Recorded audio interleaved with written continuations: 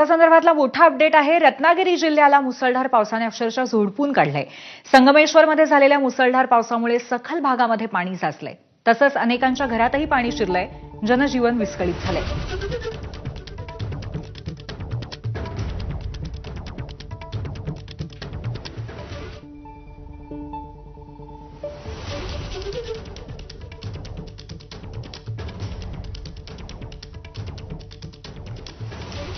संगमेश्वरमधल्या अर्जुना आणि कोदवली नदीलाही पूर आलेला आहे।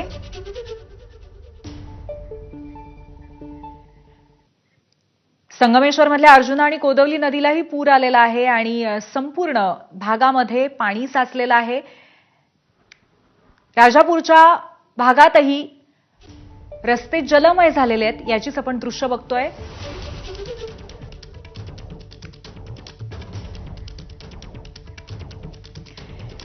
तसंच संगमेश्वर तालुक्यातल्या राजावाडी गावातील सोमेश्वर मंदिर सुद्धा पाण्याखाली गेलेलं आहे। माफ करा, आधी आपण ही जवाहर चौकाची दृश्य बघतोय। जवाहर चौकामध्ये सुद्धा जलमय झालेले आहेत रस्ते, त्यामुळे सर्वांना अगदी वाट काढताना प्रचंड जोखीम इथे उचलायला लागते, प्रचंड तोशिष सहन करायला लागते। आणि संगमेश्वर तालुक्यातल्या राजवाडी गावातल्या सोमेश्वर मंदिराच्या बाबतीमध्ये आपण म्हणत होतो की हे मंदिरही पाण्याखाली गेलंय। आपण त्याची दृश्य बघतोय। तसंच संगमेश्वरच्या रामपेठेमध्ये सुद्धा पूरस्थिती निर्माण झाली आहे। दुकानं आणि घरांमध्ये पाणी शिरलंय आणि जनजीवन त्यामुळे विस्कळीत झालंय।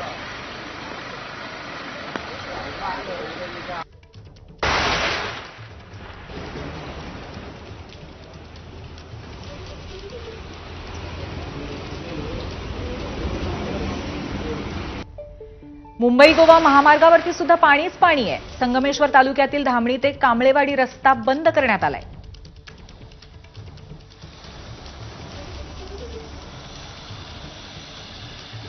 आपण ही मुंबई गोवा महामार्गावरची दृश्य बघतोय। श्रद्धा हॉटेलभोवती पाण्याचं तळच साचलेलं आहे आणि रात्रीपासूनच पाऊस जोरदार असल्यामुळे ही रात्रीची ही दृश्य आपण बघतोय की आधीच रात्रीचा काळ, त्याच्यामध्ये पाऊस असल्यामुळे दृश्यमानता कमी आणि शिवाय पाणी भरपूर साचलेलं आहे, त्यामुळे गाड्यांना त्यातनंच वाट काढावी लागते।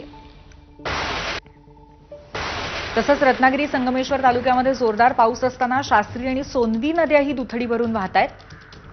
पाऊस तर भरपूर आहेच, पण त्याचबरोबर नद्यांची पातळी सर्वत्र वाढलेली आहे। यानंतर नाशिकचा अपडेट आहे। नाशिकच्या त्र्यंबकेश्वर रोडवरच्या पिंपळगाव गरुडेश्वर भागामध्ये ढगफुटी झालेली आहे। ढगफुटी सदृश पावसामुळे शेती पिकांचं मोठ्या प्रमाणात नुकसान झालंय। मुसळधार पावसामुळे नाशिक शहरासह ग्रामीण भागाला सुद्धा झोडपलं गेलंय, त्यामुळे नाशिकमध्ये सुद्धा पावसाची परिस्थिती प्रचंड मुसळधार अशीच आहे। पाणी प्रचंड वाहतंय शेतांमधनं। ढगफुटी सदृश पाऊस झालेला आहे त्र्यंबकेश्वर भागामध्ये।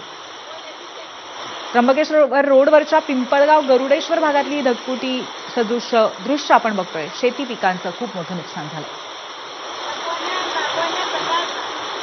मुसळधार पावसाने नाशिक शहरासह ग्रामीण भागालाही झोडपलेलं आहे, त्यामुळे नाशिक जिल्ह्यामध्ये सुद्धा पावसाची परिस्थिती काहीशी बिकट आहे।